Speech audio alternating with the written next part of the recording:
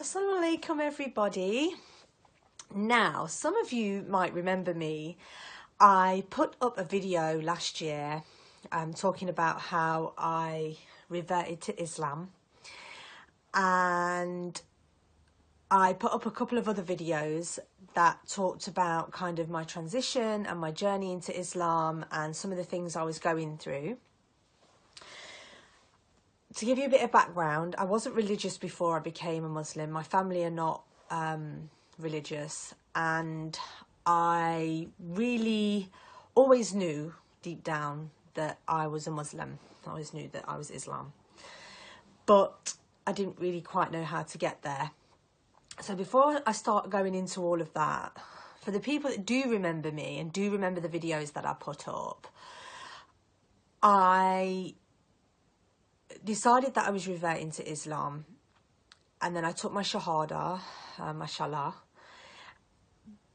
But then it became so overwhelming that I literally,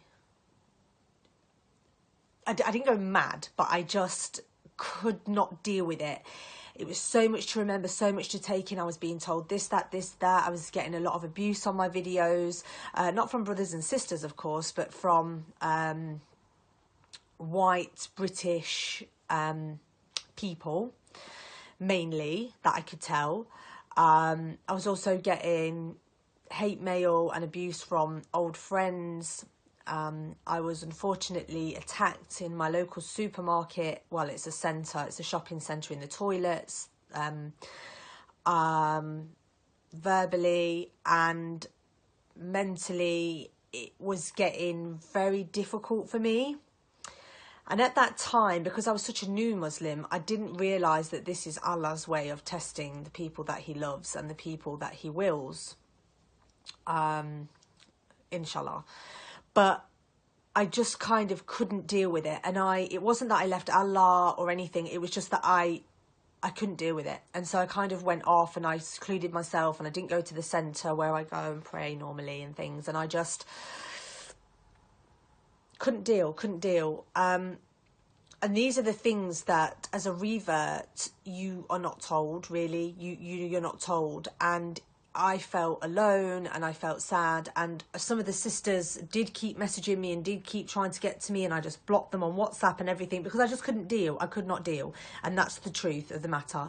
So I just kind of went on doing my own thing. I was afraid to wear my hijab. I was afraid to go out with my son in hijab in case someone attacked me or abused me. And then, because when I first became a Muslim, I had a sign.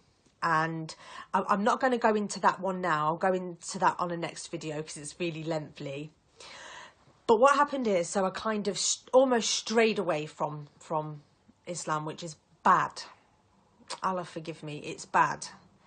But I think Allah knows, I hope Allah knows, and, you know, inshallah, my intentions were always good and pure. And I strayed away, and then I just started to get really depressed and down and not really knowing who I was anymore or what I was doing, and I felt lost. Obviously, I just felt empty, which is what happens when you don't put your trust in Allah.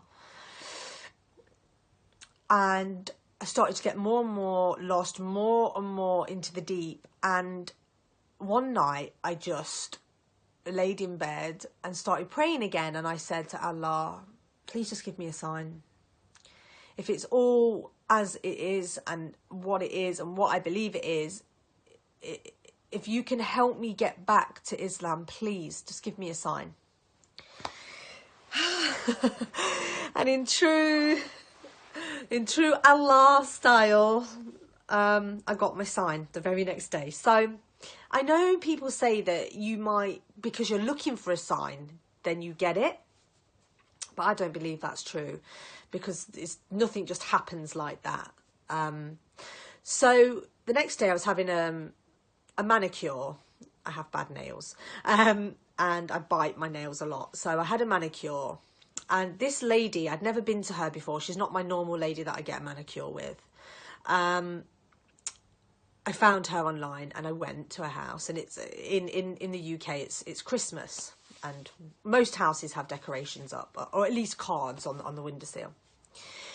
And I went to this lady's house for a manicure, and I got to her house and I thought, there's no Christmas tree. There's not even a card on the shelf, which is kind of strange, I'd say, especially like where I live. I don't live in a Muslim area. I live in a very white British area at the moment, and I stick out like a sore thumb, but that's a whole other thing we'll talk about. But I don't mind, because I love Allah, and that's all that matters. It's the relationship between me and Allah. But yeah, so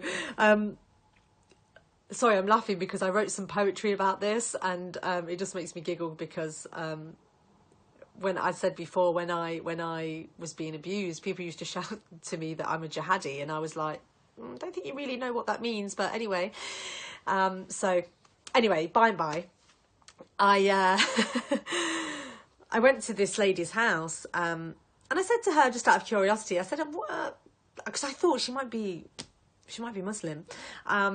I said, well, you don't have a Christmas tree or anything? She was like, oh, no, we don't celebrate Christmas. I was like, okay, some people just don't celebrate Christmas because it is a satanic festival. Well, it's pagan for sure. In my knowledge, I'm just saying what I believe it is. I might be wrong. Correct me if I am. And I was like, oh, okay. She was like, oh, because I'm a Jehovah Witness. Now, I'm not going to lie. I don't know that much about Jehovah and Jehovah's Witnesses and what they stand for. And as a Muslim, we're taught to gain knowledge. So I know a lot about Christianity, of course, and I know about the story of Jesus, and from a Christian's point of view, and I know about Catholics, I know about Jews. I've done lots of work around that. I don't really know that much about Jehovah. So she started telling me, I asked her, I said, can you tell me what it is to be a Jehovah? And she started telling me, and the more she was telling me, the more, all I could sit there and think was, I am a Muslim. I am a Muslim because everything you're saying doesn't make sense and it's contradicting. You know, I didn't have an argument with her. Obviously not ever. I wouldn't do that. But I was just nodding and agreeing and, you know, just listening. And you know, I asked her, so where does the Prophet Muhammad come into this? She's like, oh, I don't really know. She didn't really know. Anyway, she was a lovely girl, very, very sweet. Certainly don't have any bad vibes from her. But it just made me realise, sorry, there's a crack of... Well, I'm not sorry because it's beautiful, the sun's out, but it's just right. I'm trying to stay out of the crack of sun. But thank you, Allah, for the sun. It's beautiful. So, mashallah, I was given the sign. It made me re-evaluate who I was and my Islamic beliefs. And so I needed that. I needed the kick up the bottom, basically, to say, well, you're definitely not a Jehovah. So inshallah, I'm here. I'm loving, regaining the happiness and the strength that I need. I've been through my test. I feel I've come out stronger. And we're always getting tested. It might not even have been a test, as you know. It might not have been, but I feel it probably was. So, yeah, and I dream a lot. I have dreams, and I believe that Allah has given me signs in my dreams. And I used to have this dream that I was walking down this street. It's a street in town, and I always walk down this street, and then I'd go into a building, and I'd never know where I was. There was always people in there. It wasn't a nightclub or like a shop, but I was just always in there, and then I never really knew why I was in there. And I was in bed the other night, and I was thinking about this reoccurring dream. I think I've had it like 3 or 4 times. And it just, the penny dropped for me last night. I realised where I was. I was at the centre, going into the centre in town that I don't even think existed when I first started having this dream. And it's essentially the mosque, but it's called the City Retreat. And it's open for all. Anyone can go there. You don't have to be Muslim. And that's where I was going. And the penny just dropped last night that's the building I was going to on Churchgate, which was the street I always used to walk down in this dream. And it's just, oh, mashallah. God is so great, you know. I don't know how more to explain it. So they were my signs. That was all I needed. Now I'm fully wearing hijab again, and I just didn't go out to wear hijab, so it wasn't that I wasn't wearing hijab. I think I went into town once without it on, and I felt naked. I'll do a video on inshallah, I'll do a video on when I first became Islam and how I got to that. I'll do a video on wearing hijab. I'll do a video on telling my family, because they're not religious. They're certainly not Muslim. We're all Muslim, but I mean, they're not reverts to Islam. So I'll do a video on those three things for sure. Here in the UK, it's about to be Christmas, so I should have more time to do video, because yeah, and I'll talk about how I've had to change a lot of things in my life to fit with Islam, and to do, obviously that's what I want to do, and what we will to do, what we have to do, sorry, is to obey Allah, and that's what I do, and I totally sacrifice and give myself to Allah in any way. But it's not easy. Like, you can't just wake up one morning and be like, well, you can, I'm Muslim, and drop everything. But it is it's a progression of things. Like, I don't drink, smoke, all those things, but it's a progression. You know, it's culture and things you're used to doing, and you know, it all takes time. And at the beginning of my journey, I didn't realise that. I thought you just drop it all and that's it. Don't talk to no one, just become Muslim, keep your head down, do what you... It's nonsense. You can't do that, because that's not the world we're living in. And you know, you just have to live by Allah and keep asking for strength and do your prayers. And you know, it's not easy learning to pray. I'll do a video about that as well. You know, learning to pray 5 times a day. It's not easy when you've never done it.